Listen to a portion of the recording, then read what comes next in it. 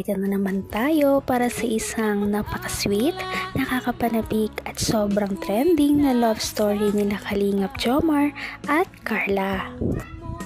Ay aking makilala.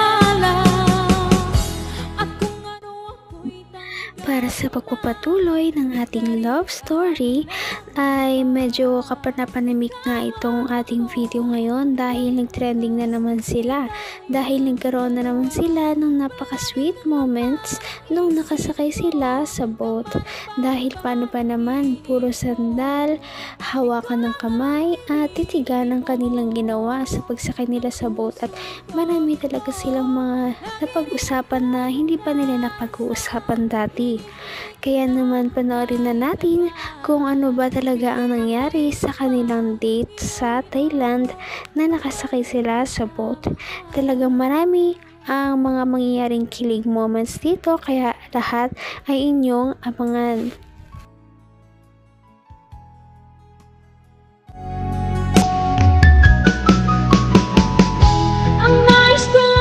Pero okay na po ngayon. Ba't ka malungkot ang nakaraan? Siyempre po, hindi tayo magkasama. Sorry na. Magkaiwalay tayo ng ano. Sorry na kasi... Ba't pinipilot na tayo? Nahilo ako. Saan ba tayo pupunta? Nagsasaguan ka man din po. Ikaw naman natuloy. Pero yun nga. Sorry na at nasa ibang sasakyan na ako. Yun kasi sasakyan na yun is sponsor din ng Jomcar. Naman, alam ko naman na kasama ka sa mga angels. Ako, kaya din muna yun ko. Pero, okay na rin yun kasi actually nagpamiss din talaga ako. Namiss mo ako, no? Hindi po. Bakit hindi? Nagtatampo ka nga eh. Mamumugo tayo! Wait lang po. Pasan kasi tayo? Ikaw, hindi nagkakasundo yung sagwan natin parehas. Magkaibayat na tayong sagwan. Ganito na lang, para tayo ganito. Pati yung sagwan. Pati sagwan, hindi nagkakasundo. Nagtatampo rin. Paano ito alisin? Sorry. Sorry. Punta tayo sa gitna. Sayang naman yung bayad natin 200. Tsaka parang... Tara po. Tingnan mo, andito pa rin.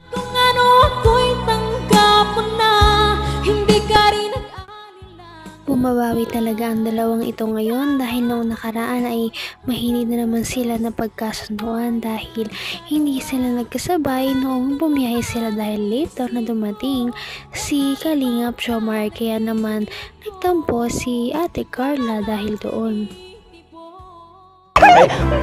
Sorry. Sorry. Punta tayo sa gitna. Sayang naman yung bayad natin 200. Tsaka parang... Tara po. Tingnan mo, andito pa rin tayo, oh. Papunta po tayo doon. Punta tayo sa gitna. Kanina pa tayo... Wait, di nagkakasundo talaga. Sige. Ay! Ay, mapapagalit tayo! Sorry po. Sensya na po. Ano bang gagawin mo mamayang gabi? Matutulog po. Tiyan. Tutulog lang? Grabe, ang sarap ng buhay mo. Hindi po. Alam mo, Gong? Habang tumatagal, paganda ka ng paganda. Nakakainis ka na, ha? Hindi po. Parang hulog na ako sa'yo. Siguro, Carla, kailangan ko ng magpapogi para naman pumantay na ako sa level ng ganda mo. Patagal, paganda. Alam na, nasisinagan ka ng araw. Dala lang po yun ng liwanag. Basta naman gumanda nung nasisinagan ka ng araw. Ako, kailangan ko na yatang magpapogi para naman makakatay man lang sa level ng kagandahan mo.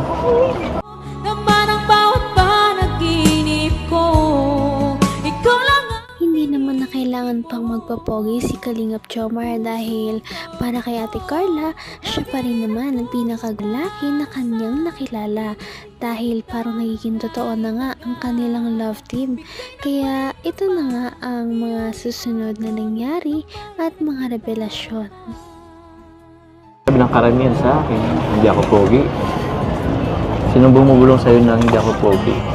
Ano po ay, may narinig po ako dun sa meet and greet. Sa meet and greet? Joke lang po. Nag-disappoint ba Joke sila lang nung po. nakita nila ako personal?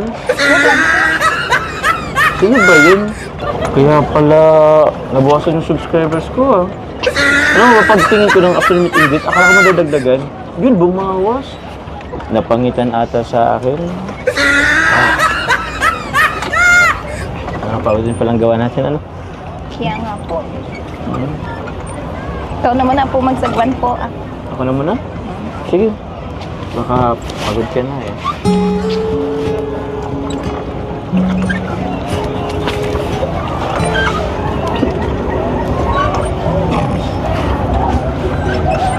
Hindi, kaya... Paano ako makasagwan yan? Komportable ka ba dyan? Sige po, itigil mo na muna po yan pagsagwan po. Itigil ko na pagsagwan? Okay.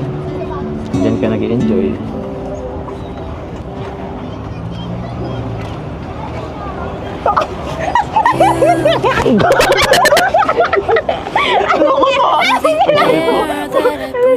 Wait, wait. Lakas ah!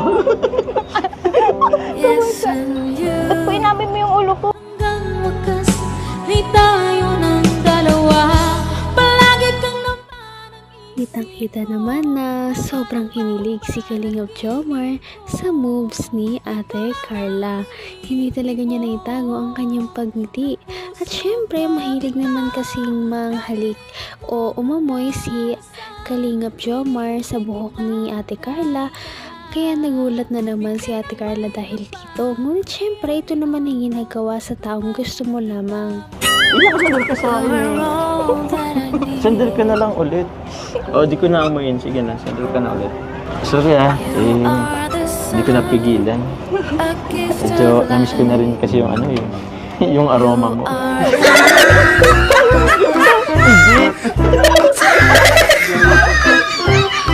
Joke lang. Siyempre, alam ko naman yung amoy mo. Mabango pa rin.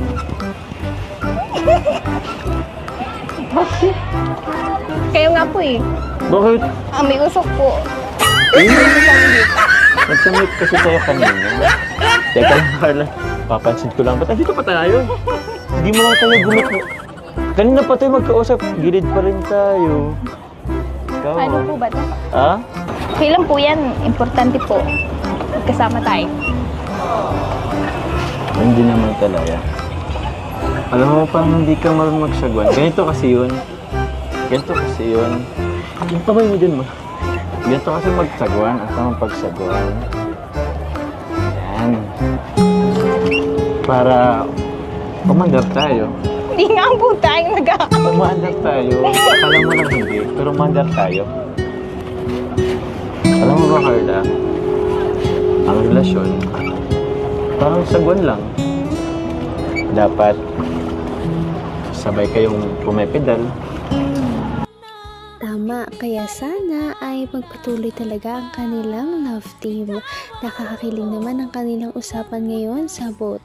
At paniguradong hindi nila ito makakalimutan kahit na umuwi na sila ng Pilipinas sa susunod. Kaya naman abangan pa ninyo ang iba pa nilang pag-uusapan at mga revelasyong mangyayari sa ating mga video. Patindi na ng patindi ang mga pangyayari sa kanilang love story. Kaya naman sobrang dami talaga ang kinikilig sa kanilang love story at palaging nag-aabang. Kaya naman sana ay magkatuluyan din ang dalawang ito, si Ate Carla at Kalingap Jomar. Sana din ay patuloy natin silang subaybayan at suportahan para magpatuloy pa ang kanilang love team. Paniguradong hindi lamang ito ang ating aabangan dahil marami pang mga susunod na kilig moments na mangyayari sa kanilang dalawa. Yun lamang at maraming salamat sa pananood. Bye!